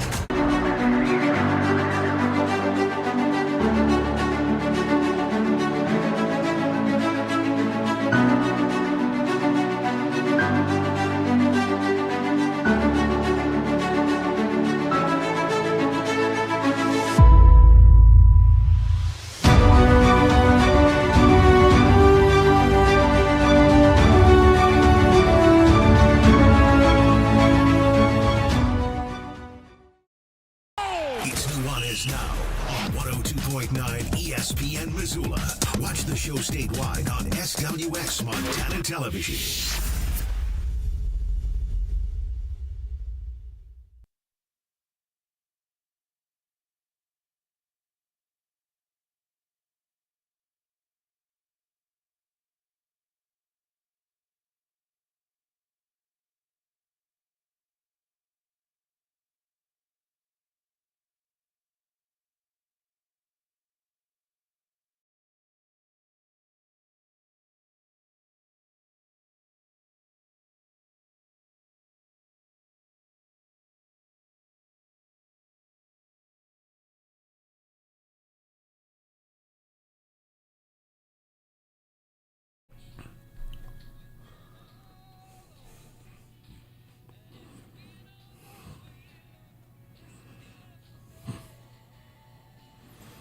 Welcome back.